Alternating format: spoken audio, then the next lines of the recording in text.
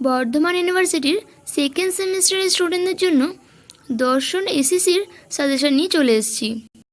তোমাদের এক্সাম যেহেতু প্রায় চলেই আসছে, তাই সবচেয়ে গুরুত্বপূর্ণ বাছাই করা প্রশ্নই এই ভিডিওতে আলোচনা করব। আশা করব এর থেকে বাইরে তোমাদের কোনো প্রশ্ন আসবে না। তোমরা এই প্রশ্নগুলোর উত্তর খুব ভালো করে তৈরি করে রাখবে, যাতে তোমাদের পরীক্ষার সময় কোনো রকম অসুবিধা না হয়। তোমরা এখন থেকেই উত্তরগুলো ভালো করে তৈরি করে রাখবে। চলো শুরু করা যাক। প্রথম প্রশ্ন, নৃকেন্দ্রিকতাবাদ কাকে বলে? নৃকেন্দ্রিকতাবাদ ও অনুকেন্দ্রিকতাবাদের মধ্যে পার্থক্য লেখো। পরের প্রশ্ন, নৃকেন্দ্রিকতাবাদের ত্রুটি বা দোষগুলি লেখো। পরের প্রশ্ন, পরিবেশ নারীবাদ কি? এর মূল বক্তব্য লেখো। পরের প্রশ্ন, প্রাণকেন্দ্রিকতাবাদ ও সংবেদিতাবাদের মধ্যে পার্থক্য লেখো।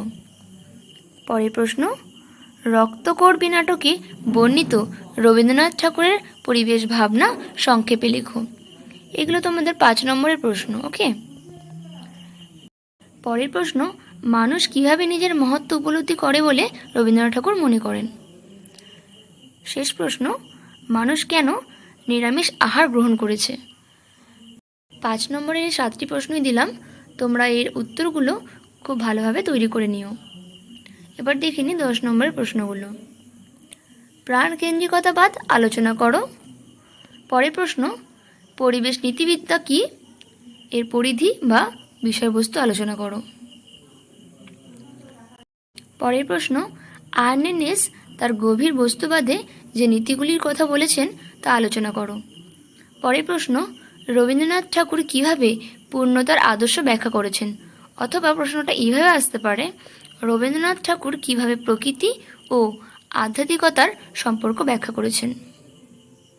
শেষ প্রশ্ন, রক্তকরবী নাটকে প্রধান দুটি চরিত্র কি কি? তারা কৃষির প্রতিনিধিত্ব করেছে। তো যেগুলো তোমাদের দিয়েছি এগুলোর মধ্যে তোমরা আশা করি সবই কমন পেয়ে যাবে। তোমরা উত্তরগুলো ভালো করে তৈরি করে নিও। ভালো লাগলে অবশ্যই একটু লাইক করে দিও। চ্যানেলে নতুন এলে সাবস্ক্রাইব করে দিও। ধন্যবাদ।